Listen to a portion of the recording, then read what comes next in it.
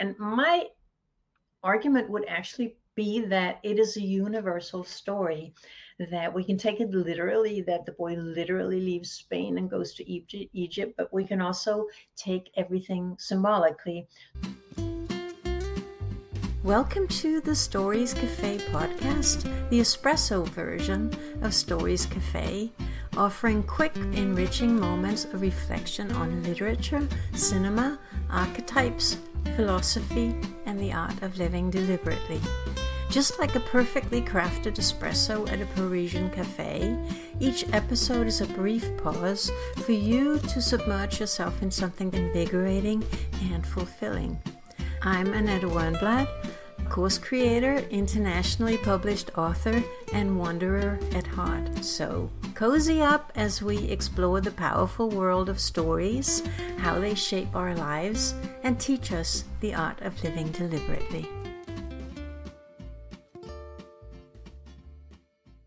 Our topic for today is The Alchemist, the amazing book by Paulo Coelho. And I know that some of you have read the book before and love the book. And when you go through the book, you sort of get caught up in the hero's journey, the plot of the story, as we tend to do when we read novels or watch movies. But the point is to stop and stay with those quotations a little bit longer and reflect on them, exploring them and reflecting on what is it actually they are telling us and what this book is teaching us. How does that apply to our own lives? So the very first thing that we're going to look at is the hero's journey as the basis of this book. The story is about a boy called Santiago who lives in Andalusia in the south of Spain. And he is a shepherd, and all through the book he is called the boy. And the boy is actually a strange name for him because we hear that he has known women, he drinks wine, and he smokes. So I don't know exactly how old he is. I think the point of calling him the boy is that that is a standard feature of the hero's journey, the whole concept, that the person going through it is slightly younger and ready to examine and explore things. We hear the story of what he really wants is to be free and to travel. So we already have the archetype of the wanderer right from the start. So Santiago stops at an abandoned church where there's a tree growing through the church. It's obviously been abandoned for a long time. And he has a dream twice. And in that dream, a child appears and tells him that there is a buried treasure waiting for him and that the treasure is in Egypt by the pyramids. So he's on his way to a village to sell wool from his sheep, and he feels a very deep connection with his sheep. And in that village, there is a merchant who has a daughter. And last time he was there, he was very fascinated by that girl. But he decides to stop and consult an old woman who's supposed to be a seer, and she tells him that if he finds the treasure, she will want 10% of whatever he finds for helping him, for interpreting his dream. And then she just tells him that the dream means what it says, that there is a treasure and he should go and find it in Egypt. And he feels a little bit cheated. So he goes and sits at the town square by the fountain. And then he meets an old man who tells him that he is the king of Salem. And he knows everything the old woman has said. And the boy thinks that the two are in cahoots, because then the old man tells him that I'm going to give you some advice and you have to give me 10% of your sheep right now before me doing that. And the boy thinks, oh, they're just trying to con me out of money and out of my sheep. But then the king of Salem, he starts telling him that there's something called a personal legend, that we all have a personal legend, that we have to set out and try to find out what our personal legend is. And it's the most important thing we can do.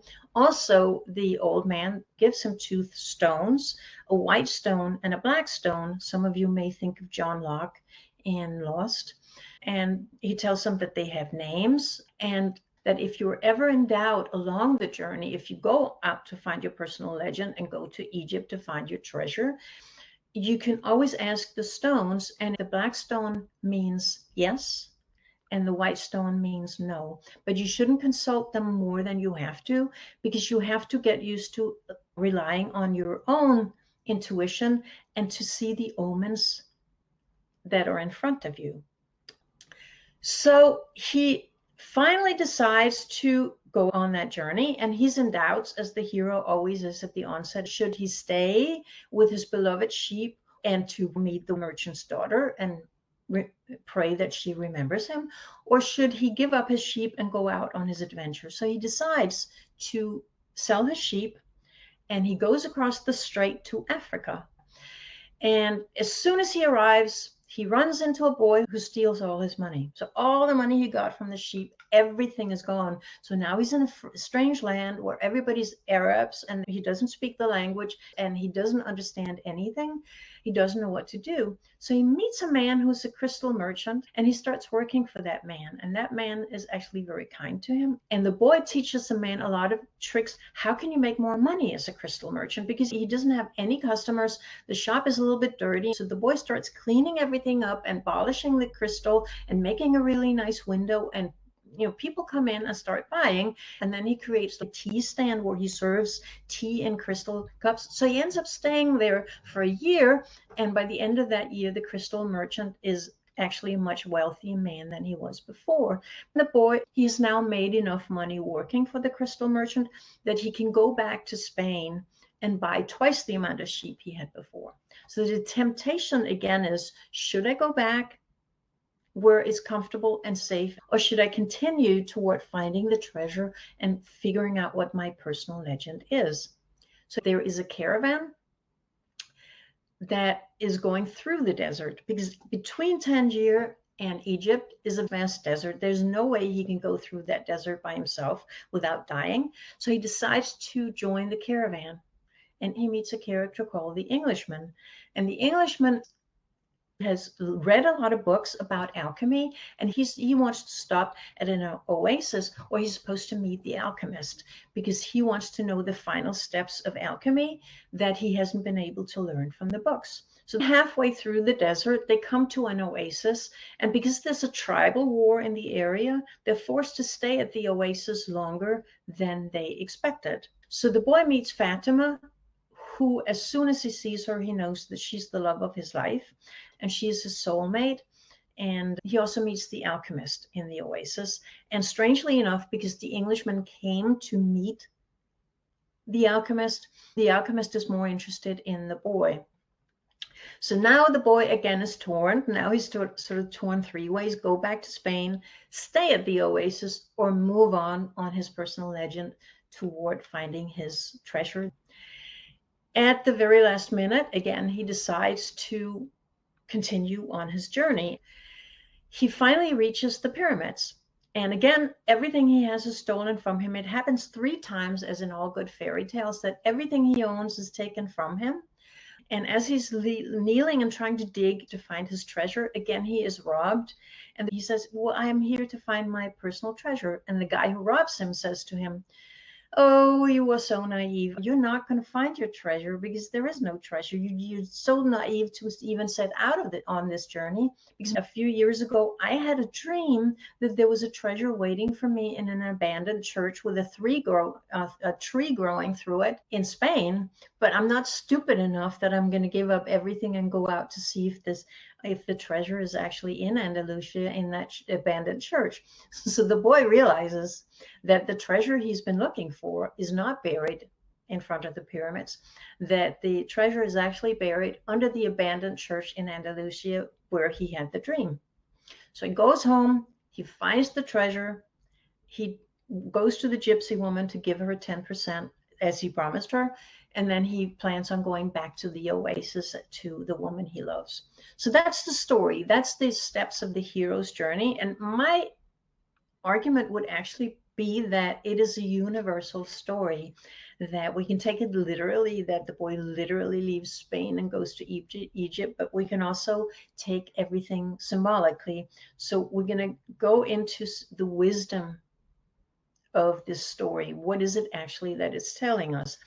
Next week, I want to look at some of the characters he meets and some of the things they tell the boy, because that's where the real wisdom is. thank you so much for joining me. I hope you enjoyed your espresso break and learned something new.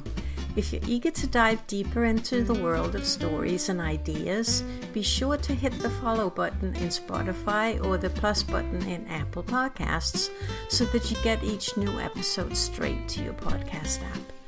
You can also visit us at Stories Cafe. Just go to stories-cafe.com. There you can explore free content for a taste of what we offer, or if you're ready for more, a paid membership unlocks in-depth discussions, full access to our archives, and a vibrant community of fellow story enthusiasts. I am so thrilled to have you here, and I look forward to welcoming you back to the Stories Cafe soon.